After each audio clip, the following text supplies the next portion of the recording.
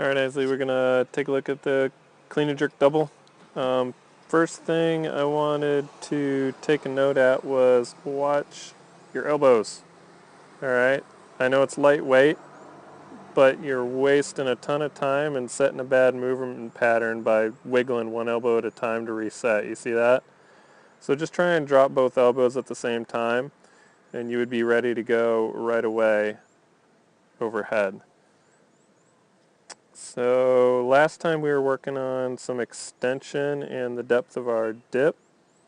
So the depth here on our dip is quite a bit better for your first lift on your lighter one. Roger, Tango. Good drive up. Just push jerked it. Not a bad thing. That works for me. Alright, so let's take a look at the setup here. I want a little bit more of a back angle, and how we're going to get that is I want you to push your knees back, stay where you're at with your shoulders and where the bar is.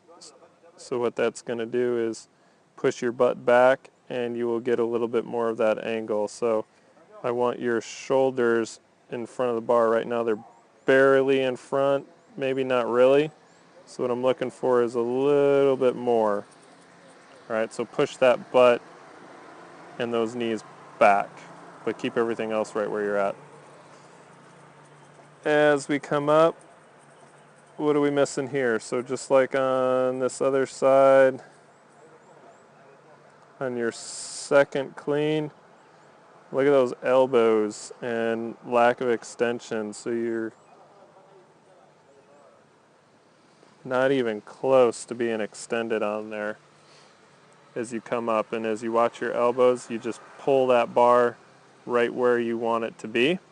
So be careful doing that, especially with light weight. It's a little better when it gets heavier, but some of those same principles are applying to you in this weight. You can see how far your hips are back.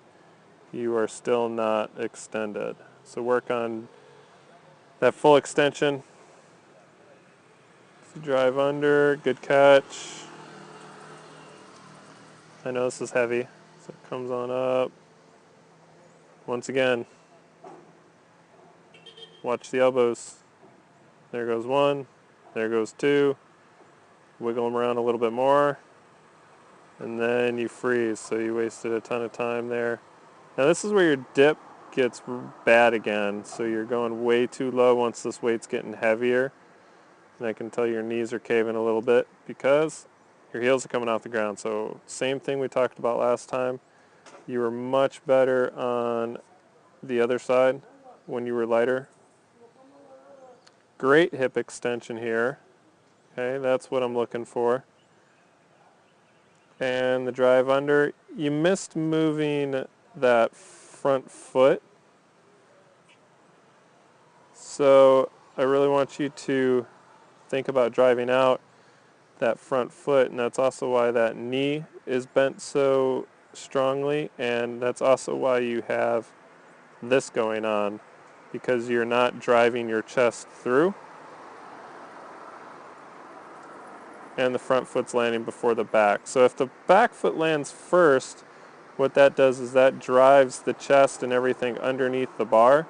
So work on getting those feet to move just a little bit quicker. Overall, not too bad, especially for a double.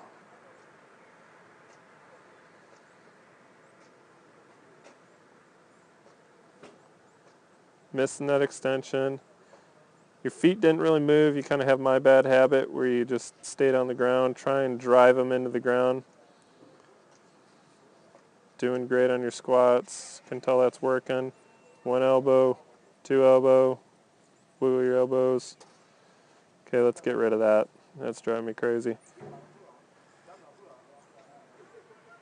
And this is the other reason you missed the second jerk. The front foot finally came out, and I like that. But if you notice, your back foot lands flat. All right, you're not really driving your body forward with that, and that flat foot means a flat back leg. So if you dip that knee down, you're going to be much better off get on that toe and you would have made that lift. Overall, great work. Keep it up.